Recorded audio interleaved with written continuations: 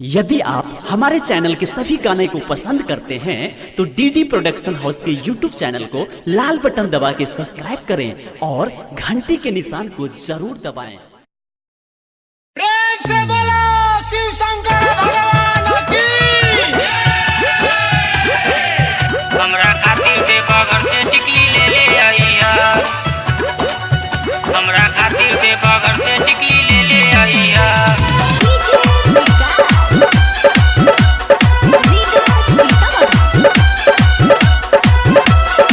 Presented by DD Production House, Sakri।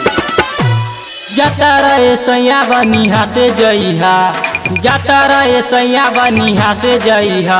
हमरा खातिर देवघर से टिकली ले ले आइहा, हमरा खातिर देवघर से टिकली ले ले आइहा।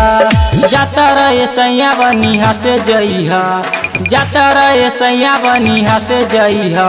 हमरा खातिर देवघर से टिकली ले ले आइहा, हमरा खातिर देवघर से टिकली ले ले आइहा।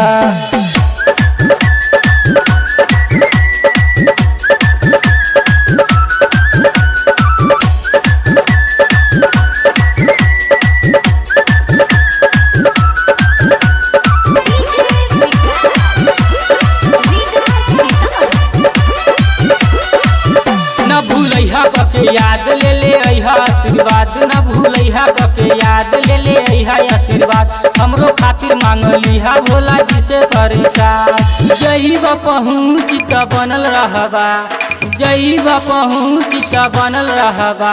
हमरा खातिर देवघर से टिकली ले ले अइहा, हमरा खातिर देवघर से टिकली ले ले अइहा।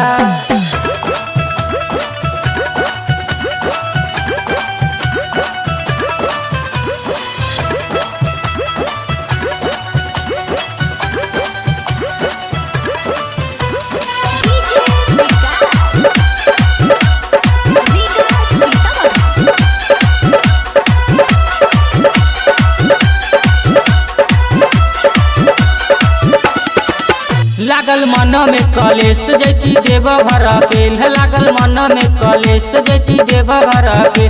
जोरा बाली ले ले अइहा देवघर के संदेश।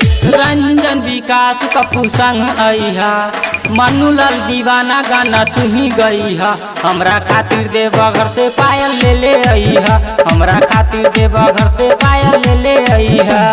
जाता रहे सैया बनिहा से जइहा, जाता रहे सैया बनिहा से जइहा। हमरा खातिर देवघर से टिकली ले ले अइहा, हमरा खातिर देवघर से टिकली ले ले अइहा।